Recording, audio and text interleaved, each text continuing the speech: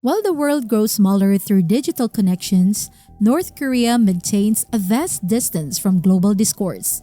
Interested in cracking the code of this isolated nation? Join our exploration. Welcome to We Explore, your passport to the world's wonders.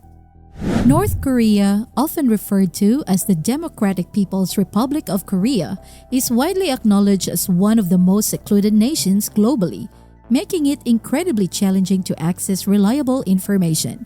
This difficulty stems from the country's reluctance to share statistical data with global information repositories, coupled with heavy censorship of any media, such as pictures or videos, captured by Western tourists.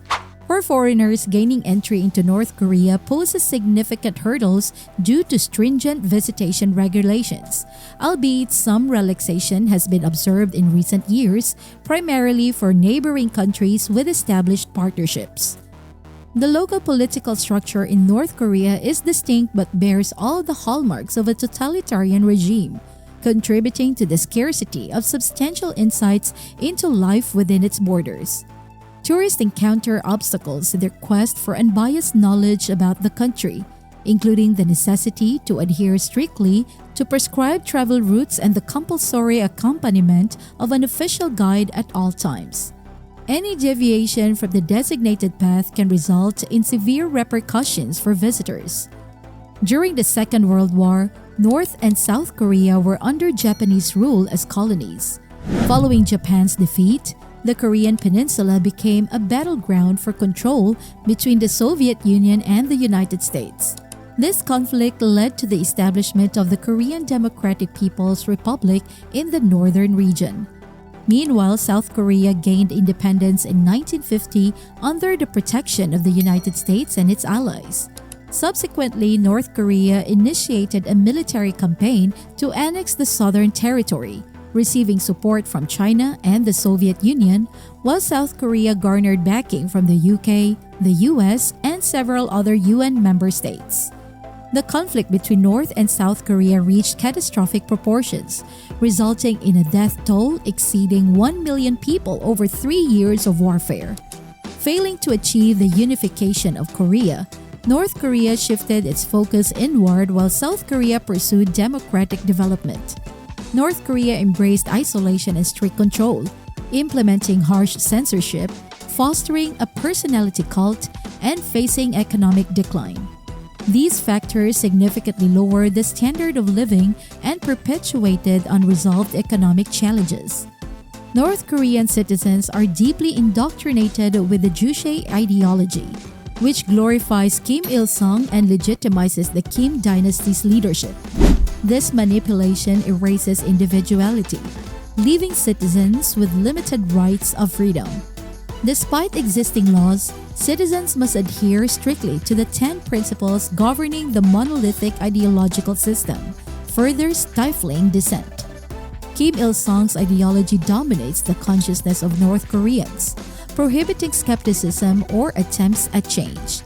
The Kim dynasty, spanning 3 generations, Kim Il-sung, Kim Jong-il, and Kim Jong-un, exerts extensive authority, fostering personality cults to maintain power within the family.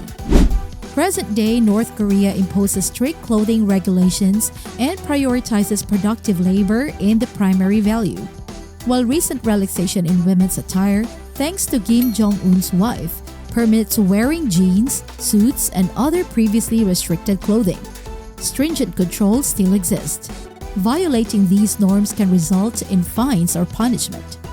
Committing a crime in North Korea invokes a 3-generation punishment system, where not only the offender but their entire family is penalized. Generations born within prisons endure the same fate, highlighting the severity of the regime's punitive measures. Political dissent or attempts to flee the country can lead to imprisonment in concentration camps, where inmates endure brutality, starvation, and forced labor, illustrating the dire consequences of challenging the state. Every male North Korean is required to serve in the military for a minimum of 10 years, with little time off during this period. Until 2015, military service was compulsory only for men, while women could volunteer. However, after amendments were made, women are now mandated to serve in the military until the age of 23. North Koreans are indoctrinated to harbor animosity towards the outside world, particularly the United States and South Korea, portrayed as their primary adversaries. In the 1990s, Kim Jong-il introduced the Songgun policy, prioritizing the military, which has led to North Korea ranking fourth globally in terms of active military personnel, totaling 1.21 million soldiers, amounting to 4.7% of the population. When including active duty, militarized formations, and reserves, the total military personnel number almost 10 million. The country enforces 6-day work weeks, with an additional day designated for mandatory volunteer work, leaving citizens with minimal free time. After completing high school, the government assigns lifelong jobs to all citizens, with limited opportunities in state-controlled companies to earn foreign currency, often requiring bribes for entry. Interestingly, North Korea permits the production, storage, and use of marijuana, promoted by the Ministry of Health as a healthier alternative to tobacco. Opium cultivation is also encouraged on unused land. Marijuana plants are often found growing alongside railway tracks, where their deep roots help support the rails. Official documents claim extraordinary feats by Kim Jong-il, such as learning to walk at 3 weeks old and writing 1,500 books and 6 grand operas during his university years.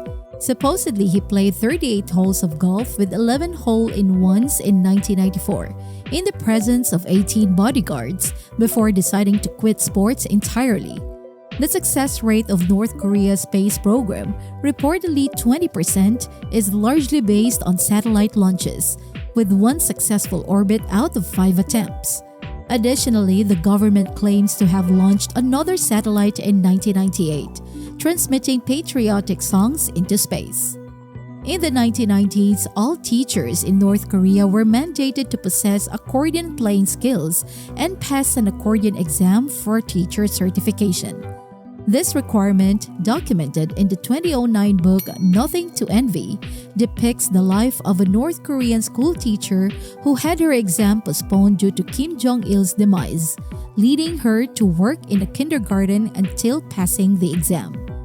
In North Korea, idolizing Kim Jong-il reaches such an extent that citizens are expected to prioritize saving his portrait in case of emergencies, following their own safety. Special bunkers are even designated for the protection of statues during wartime. The North Korean calendar starts from the birth of Kim Jong-il, not from the birth of Jesus, exemplifying the nation's idolatry. Execution by mortar, although not widespread, is utilized in North Korea, as evidenced by its use on a high-ranking official who failed to observe proper mourning after Kim Jong-il's death.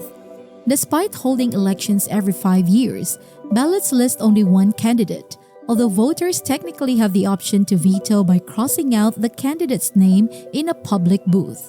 North Korea's internet access is limited to a national intranet, with strict censorship and minimal users, mainly utilized for local advertising. The country's electrical infrastructure is outdated, leading to irregular power supply despite efforts to transition to renewable energy sources. Observations reveal North Korean citizens subsisting on a meager diet, mainly rice and vegetables, with scarce access to meat and fish. Ration coupons dictate food distribution, with government-issued packages occasionally containing vodka and sweets during major holidays. The population's severe underweight status reflects economic and food challenges, setting them apart from the southern counterparts. The effects of constant hunger are notably reflected in the shorter stature of North Korean citizens. Viewing life in North Korea from the perspective of ordinary individuals reveals a highly authoritarian society under a dictatorship. However, recent years have witnessed some tendencies towards relaxing stringent regulations. Since assuming power in 2012, Kim Jong-un has launched economic reforms to entice foreign investments and promote private businesses. Despite these efforts, the overall standard of living in North Korea remains inadequate. What do you think about the unique aspects of life in North Korea? such as the mandated accordion playing skills for teachers or the advanced idol worship of political leaders. Share your thoughts in the comments below. If you found this discussion engaging, don't forget to like, subscribe, and hit the notification bell for more insightful content. Until next time, stay curious and stay informed.